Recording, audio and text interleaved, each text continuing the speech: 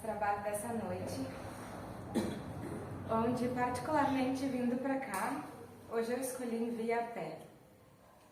E eu fui me emocionando, e eu falei, eu tenho que dar palestra, eu vou chorar na palestra, e o que a gente vai fazer nessa noite, né? Apesar de hoje especificamente ser uma sessão de Umbanda, não tem como a gente não falar dos dias que estamos, não tem como a gente não falar de Jesus. Eu acho muito importante a gente relembrar algumas coisas, né? Eu senti fortemente de trazer algumas reflexões sobre isso no dia de hoje. Porque, não sei vocês, se vocês passaram por isso, né? Mas quando nova, me colocaram na catequese, porque era de praxe, né? Quem fez catequese aí, que os pais colocaram? Na época vocês sabiam o sentido disso? Não, eu ia porque achava o máximo. Principalmente quando me convidaram pra te ver, né? A gente é treinado desde pequenininho, tô eu dando palestra aqui hoje, mas o dia que me convocaram pra ir lá no púlpito, na igreja católica tinha aquilo, né? Tu fala um negocinho, o pessoal responde. Tu fala outra coisa, o pessoal responde. Eu achava aquilo o máximo. Acho que eu devia ter o quê? Uns 11 anos quando eu fazia isso. Só que se for ver, era aquele estudo como criança, onde a gente gostava de se reunir com as outras crianças, né? A gente gostava da função da coisa, né? Aí também tem um outro lado que daí já pega um rito um pouco mais pagão de outras culturas, né? Que aí a gente tá num período de ovos de Páscoa, coelhinho da Páscoa, e percebam que essa data especificamente acaba reunindo as religiões. A gente fala muito que aqui o Instituto Universalista é uma casa universalista, né? Temos vários trabalhos, temos o estudo da Bíblia, temos a Umbanda, temos xamanismo, temos outros movimentos terapêuticos, mas se vocês forem observar, a Páscoa ela nos convida a isso. O pessoal evangélico está fazendo o rito deles. Eu sei que amanhã, sexta-feira, vão ter algumas casas fazendo uma noite de louvores. No paganismo tem a questão dos ovos de Páscoa, do coelho, a questão da fertilidade, da vida. Tem casas de Umbanda que não estariam trabalhando, fazendo trabalho aberto, que é um momento de recolhimento, onde passam 3 dias fazendo orações e só no sábado que retiram lá os lenços das imagens. O catolicismo, o padre está lá também 3 dias, aí tem igrejas que fazem procissão e tudo mais.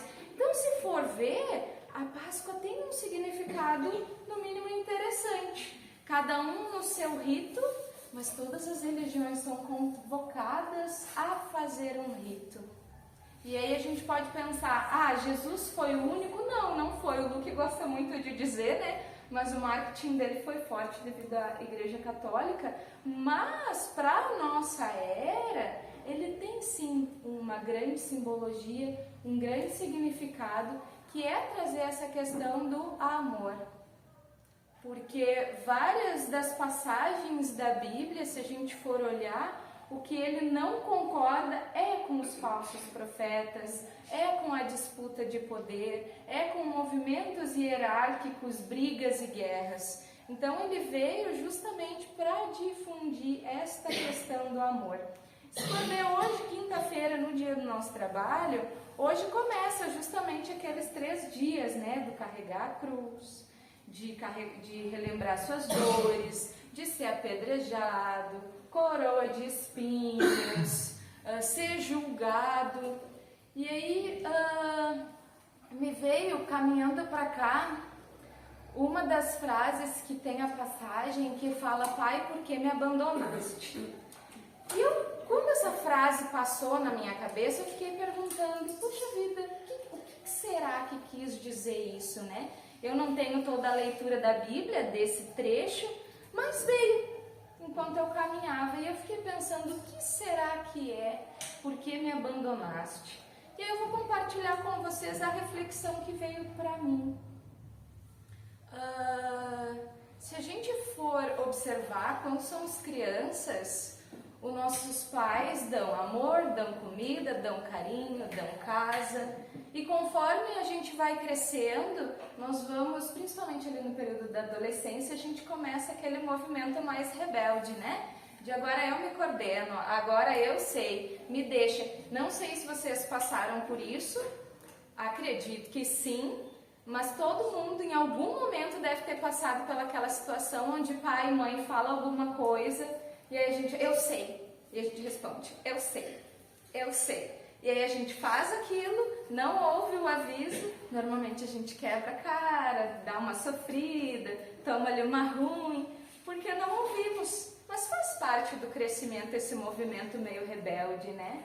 E aí eu me questionei se esse pai, por que me abandonaste, não é uma frase para realmente, já que ele veio fazer a diferença nesse período, o quanto nós adentramos nesse movimento de rebeldia e de eu sei do caminho, eu sei do meu jeito, eu sei do meu gosto e esquecemos os preceitos básicos de amor, de respeito, de compaixão, de reconhecer a diferença no próximo, de entender que mesmo quando às vezes ele pode ser meio sacana com a gente, às vezes isso é o melhor que ele pode. Ou às vezes ele está passando um conflito tão grande que aquele momento que a pessoa foi meio sacana com a gente não tem noção que na verdade nem tinha a ver com a gente. A pessoa estava num conflito tão grande consigo mesmo que naquele momento de passada ela jogou toda aquela dor, aquele vômito de emoções em cima da gente. A gente ainda imaturo pegou tudo para nós e acaba desenvolvendo aí uma inimizade, um conflito por não conseguir perceber que talvez o que aquela pessoa precisava era só de ajuda, só de um ouvido, só de um ombro amigo. E eu acho que é interessante a gente observar essas coisas.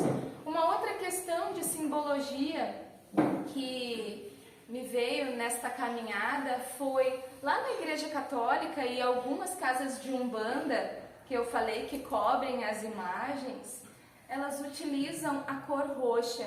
O padre nesses dias, eu não sei como é que é o nome daquele lenço que ele coloca, né? Ele tá com aquele lenço roxo. E se a gente for observar o que é a cor roxa, aí a gente pode adentrar em outra crença religiosa, né? Falando um pouco da fraternidade branca.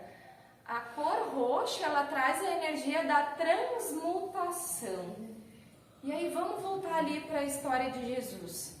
Será que ele, vindo vivenciar aqui na carne, mostrando para nós que aqui é uma oportunidade de fazer diferente? Como um espírito evoluído, ele escolheu vir, mostrando para nós que estar encarnado tem sim uma riqueza. Às vezes a gente adentra muito na crença que estamos aqui para pagar.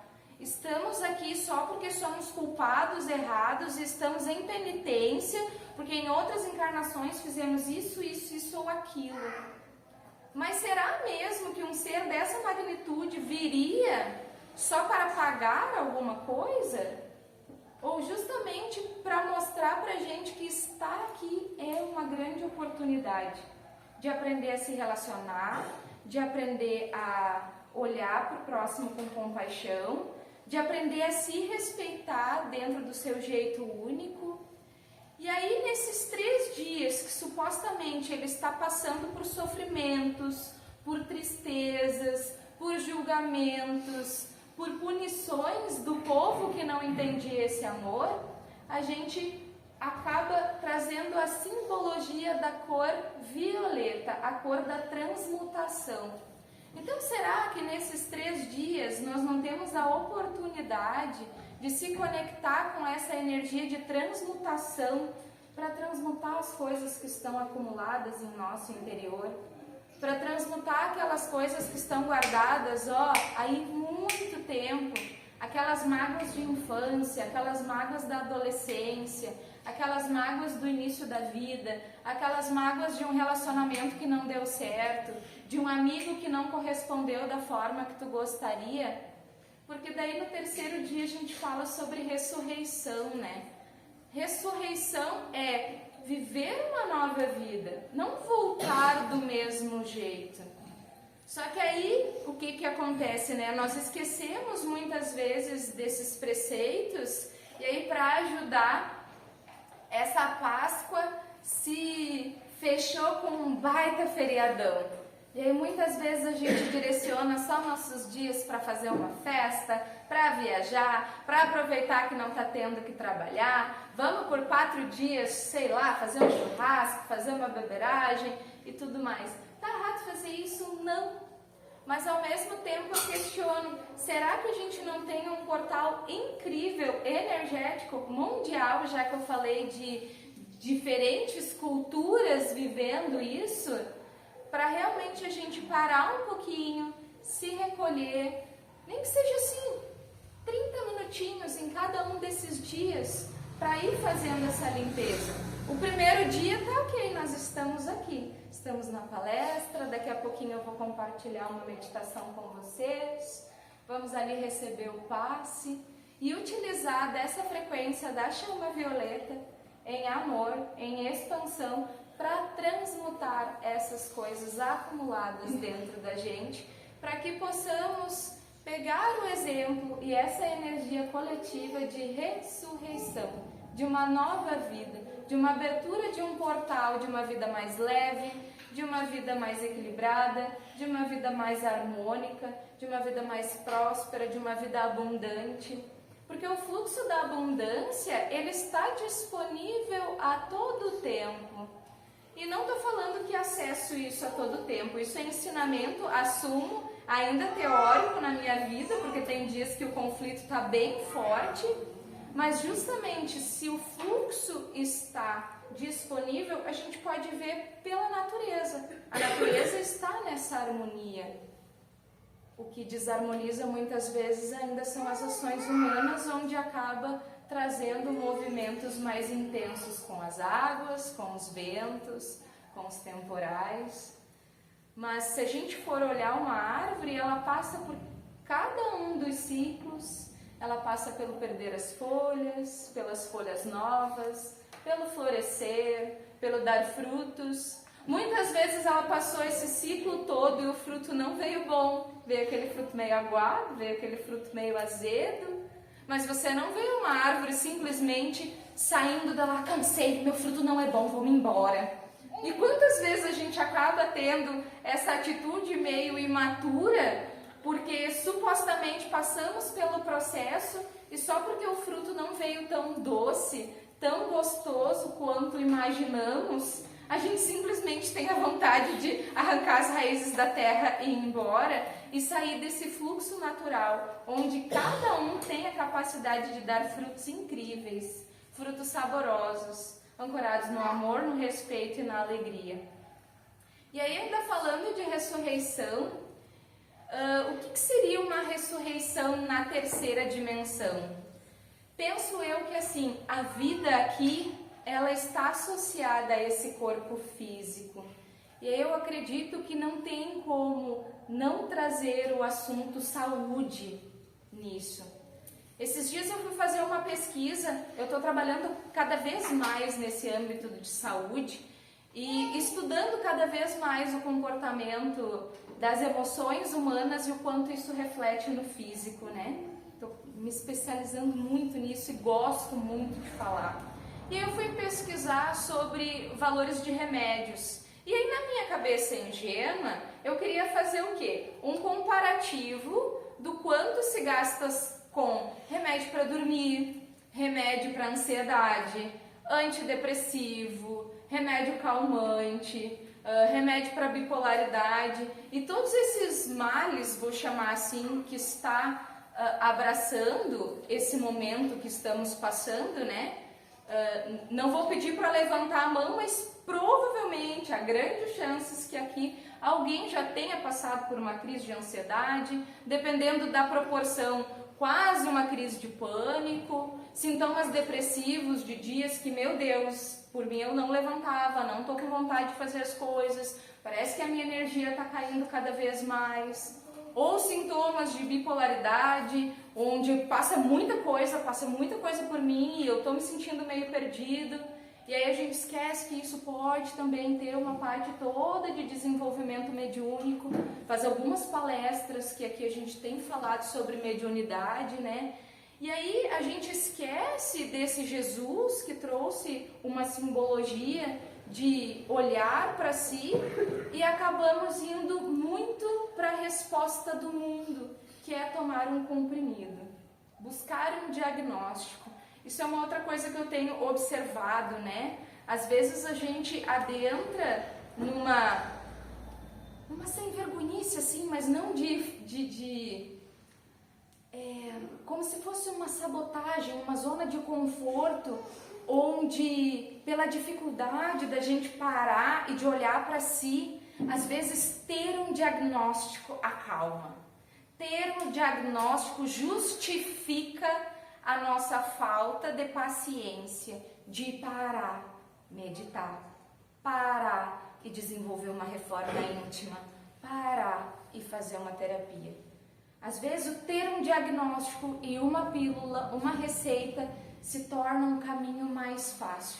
Mas aí eu te pergunto, em hipótese nenhuma estou julgando caso você esteja passando por isso. Pelo contrário, a minha ideia é trazer respeito a isso, mas hoje plantar uma sementinha de que temos um portal de 3 dias para tentar fazer essa meditação, liberar um pouquinho desses desconfortos, liberar um pouco dessas emoções, para que a gente adentre esse portal de ressurreição devagarinho, um pouquinho, para que na segunda, simbolicamente, porque esses 3 dias não é necessariamente o que aconteceu, né? Mas a partir do momento que temos 3 dias onde várias pessoas pensam, existe um portal energético que a gente pode aproveitar, né?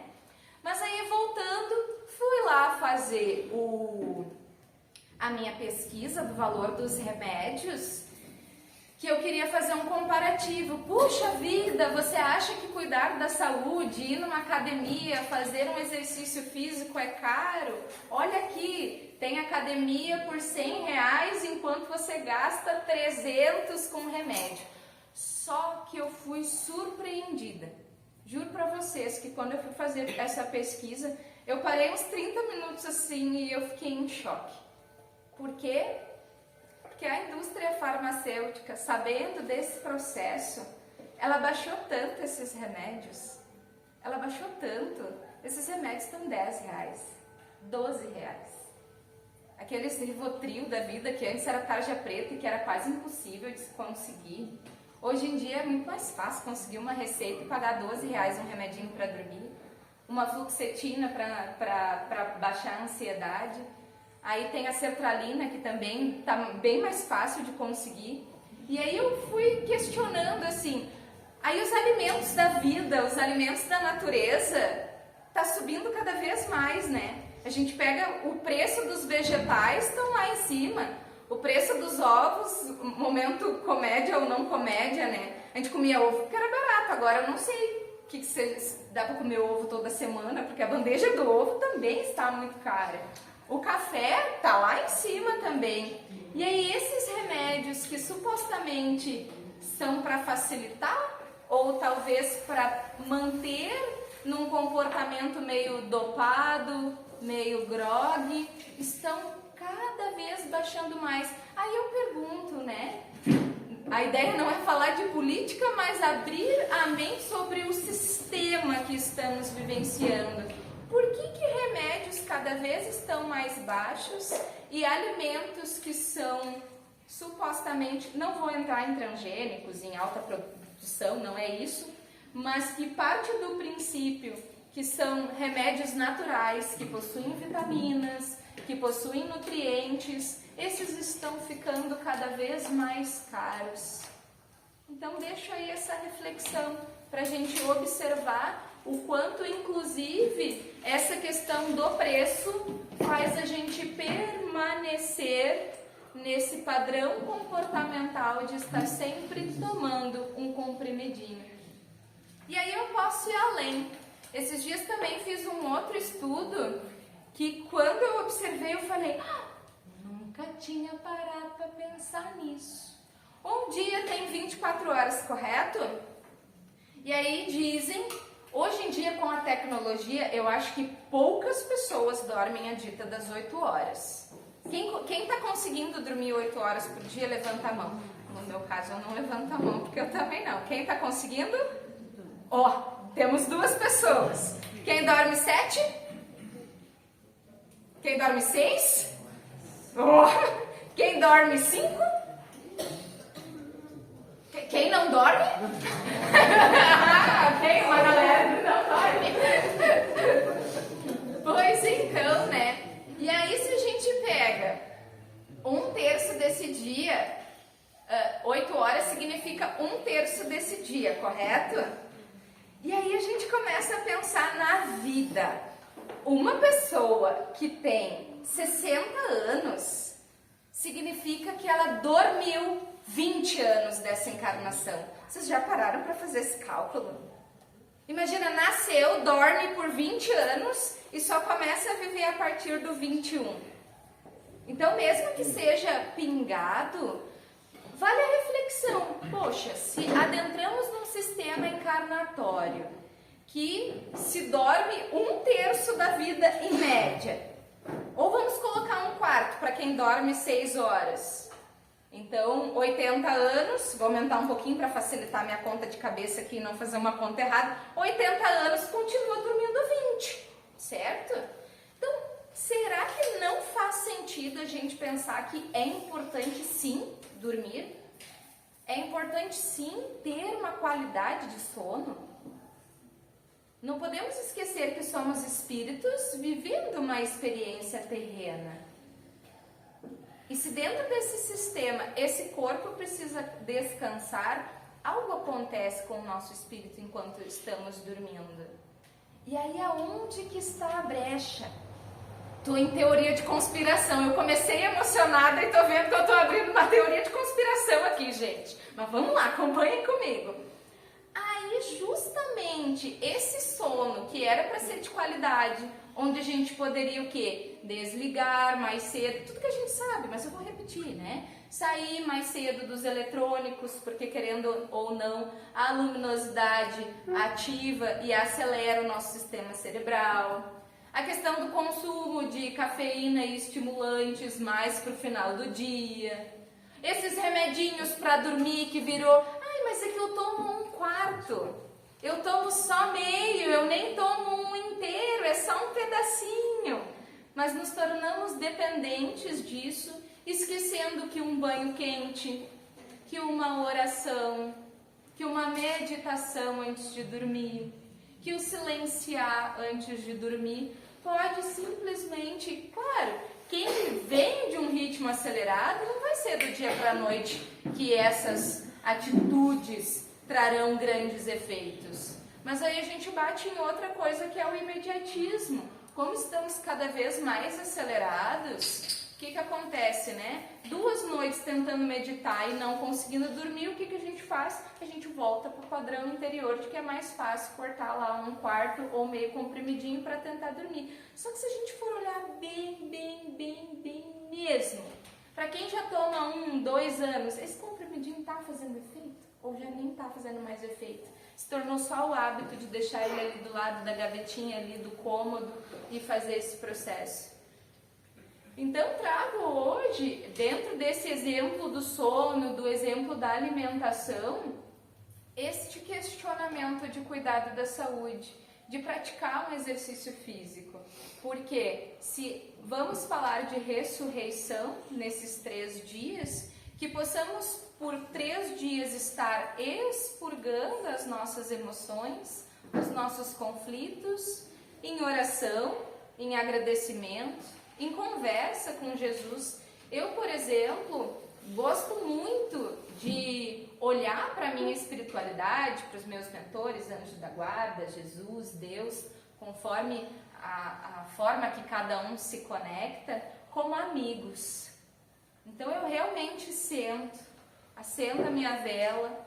A vela é para trazer justamente esse direcionamento mental. Às vezes ter instrumentos é justamente para ajudar a nossa mente a dar uma alinhada. porque tu para preparar o seu canto, né?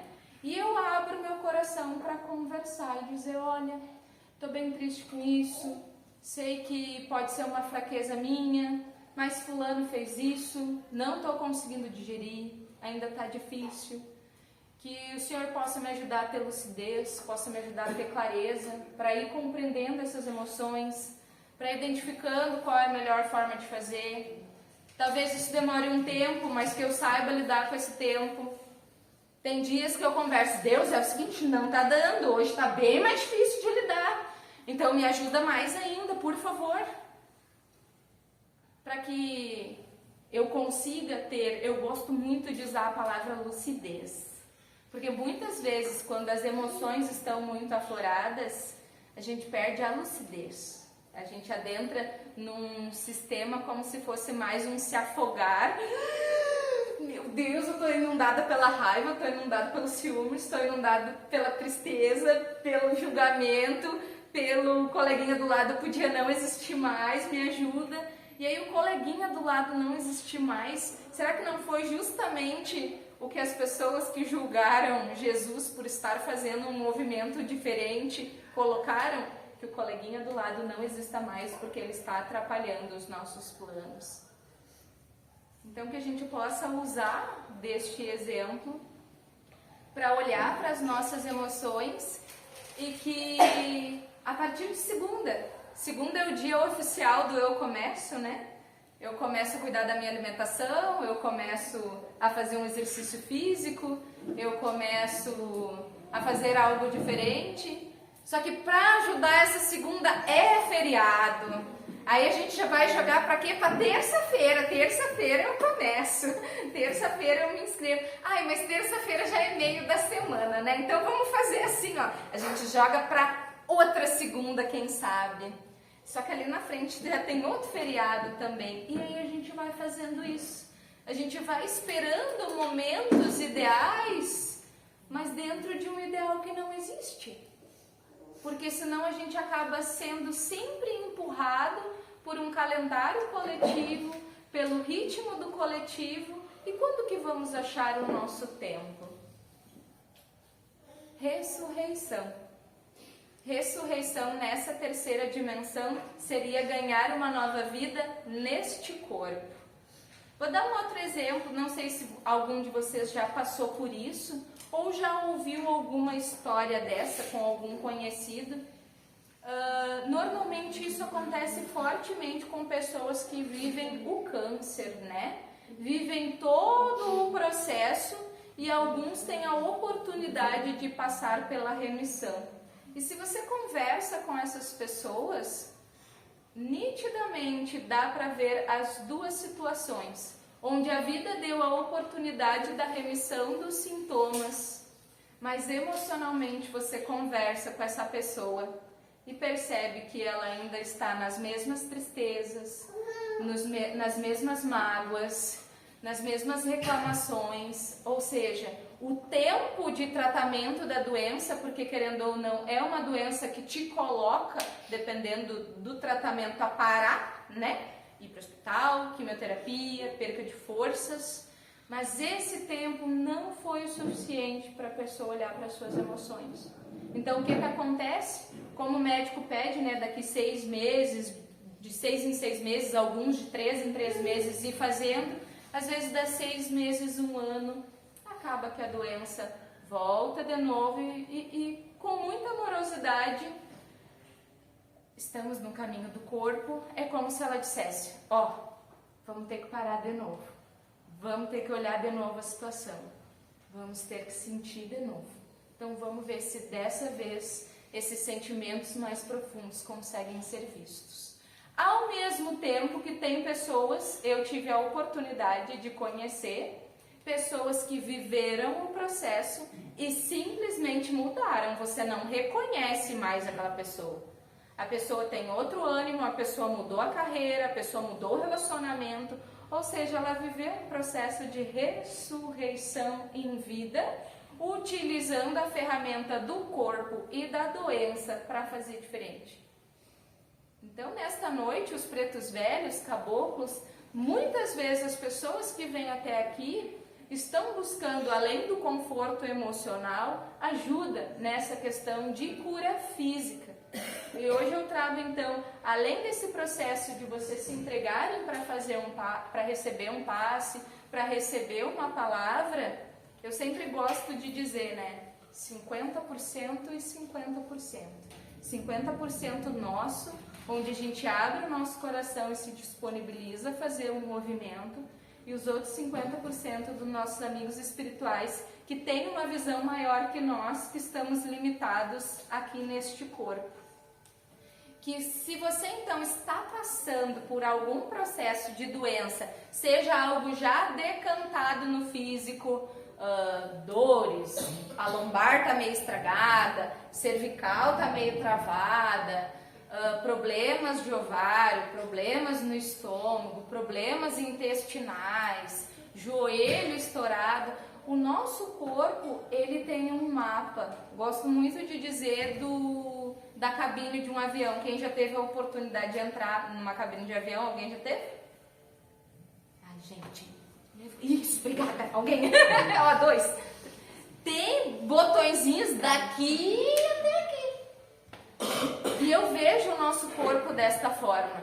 Cada uma das articulações, cada um dos órgãos, cada uma das veias, cada um do pedacinho é um botão que significa algo. É um botão que está ligado a uma emoção e que tem algo para nos ensinar.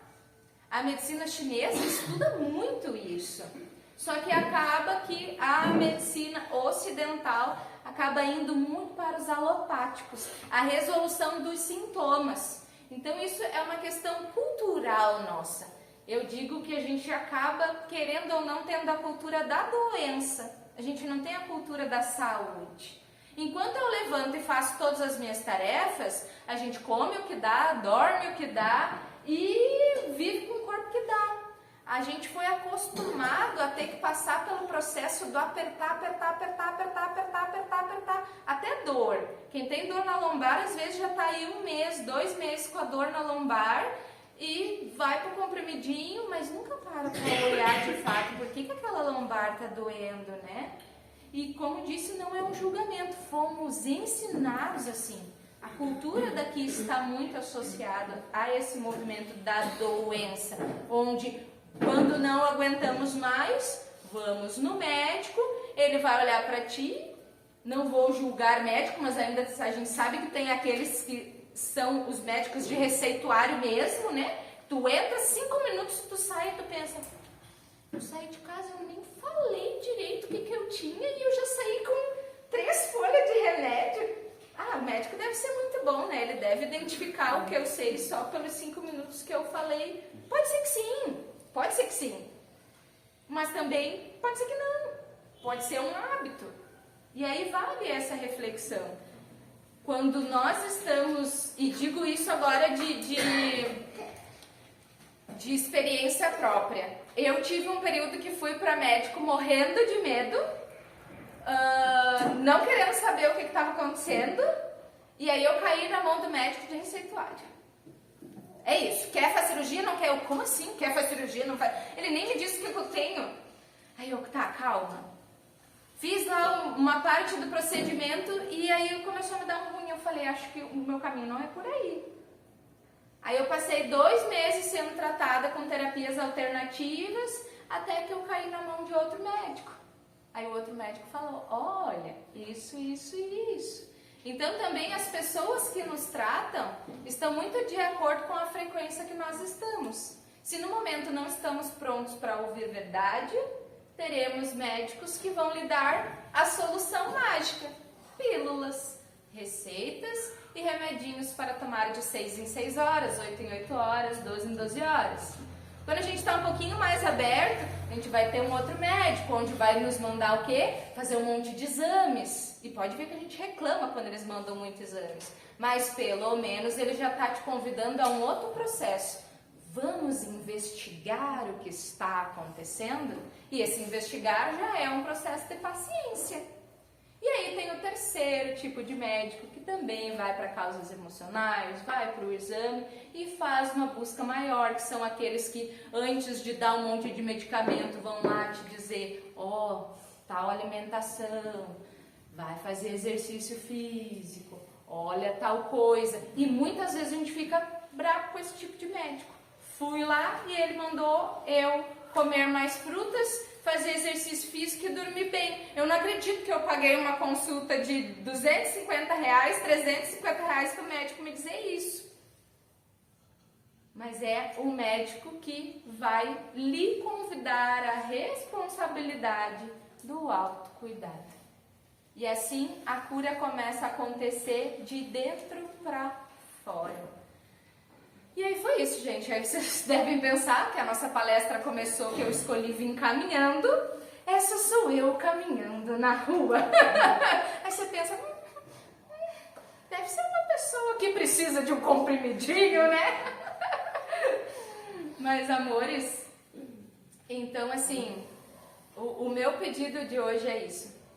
Aproveitem sim esse feriado de vocês, mas tirem pelo menos 30 minutinhos cada dia e conversem com Jesus, conversem com Deus, conversem com seus mentores, abram seu coração, porque a partir do momento que a gente se permite a fazer isso, eu gosto muito de usar a palavra insights, que é muito chique.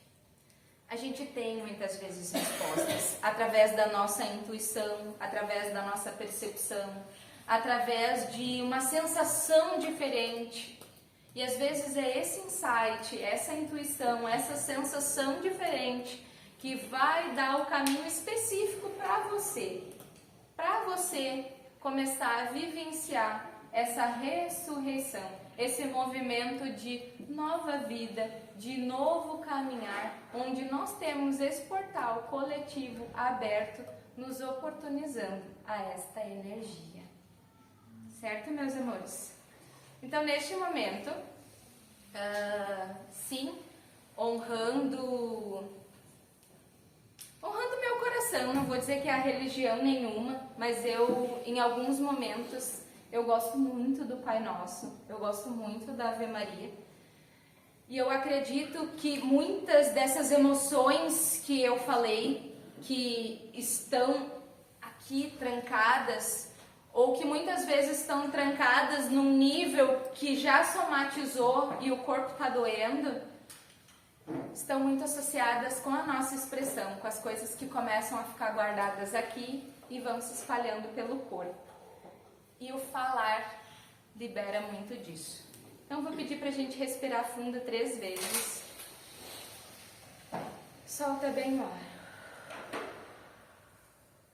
Inspira. Solta bem no ar.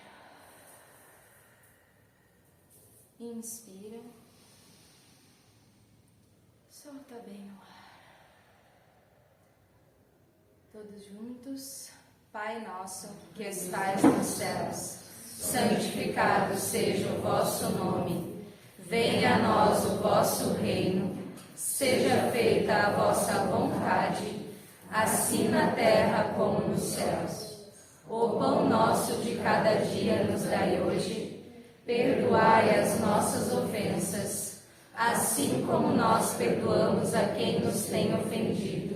E não nos deixeis cair em tentação, mas livrai-nos do mal. Amém. Ave Maria, cheia de graça, o Senhor é convosco. Bendita sois vós entre as mulheres, e bendito é o fruto do vosso ventre, Jesus. Santa Maria, Mãe de Deus, rogai por nós, pecadores, agora e na hora de nossa morte. Amém. Peço que ainda fiquem de olhos fechados.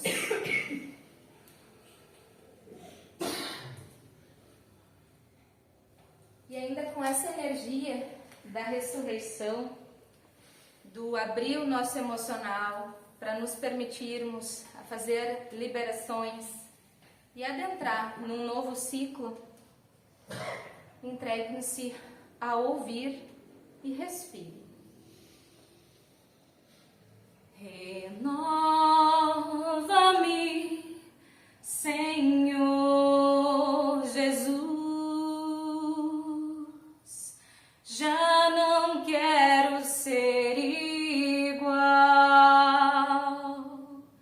Renova-me, Senhor Jesus, põe em mim teu coração, porque tudo que há dentro de mim necessita ser mudado, Senhor, porque tudo que há dentro do meu coração necessita mais de ti,